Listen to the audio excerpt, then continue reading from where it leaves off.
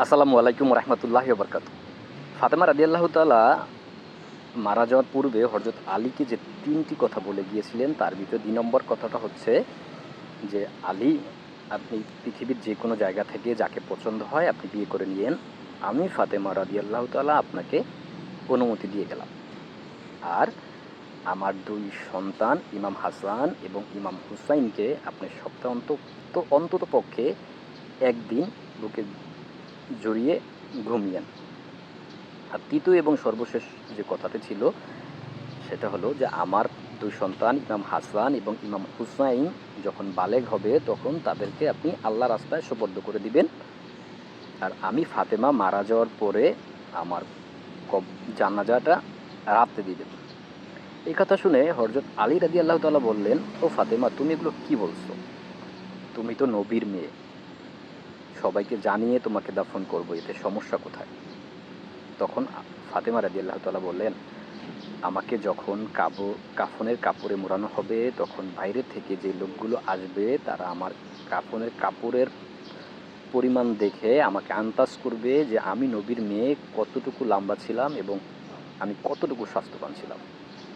এতে করে আমার পর্দা নষ্ট হয়ে যাবে।"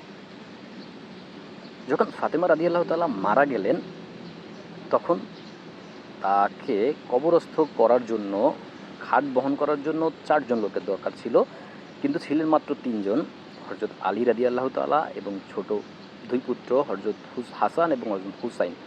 আলী রাদিয়াল্লাহু তাআলা ভাবতে লাগলেন যে আরেকজন লোক হইলে হয়তো ভালো হতো।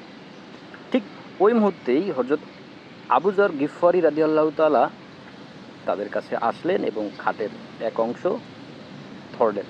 তখন হযরত আলী রাদিয়াল্লাহু তাআলা আবু যরকে প্রশ্ন করলেন, "ও আবু যর, আমি তো তোমাকে ডাকিনি, তুমি কিভাবে আসলে এখানে?" তখন আবু যর গিফারি রাদিয়াল্লাহু তাআলা বলল, "আমি আমার প্রিয় নবী হযরত মুহাম্মদ সাল্লাল্লাহু আলাইহি সাল্লামকে স্বপ্ন দেখেছি। তিনি আমাকে বলেছেন, ও আবু যর, তুমি আমার মেয়ে ফাতেমার বাড়িতে যাও। ফাতেমার খাট বহন করার জন্য আরও একজন লোকের দরকার। তুমি যাইয়া সহযোগিতা করো।"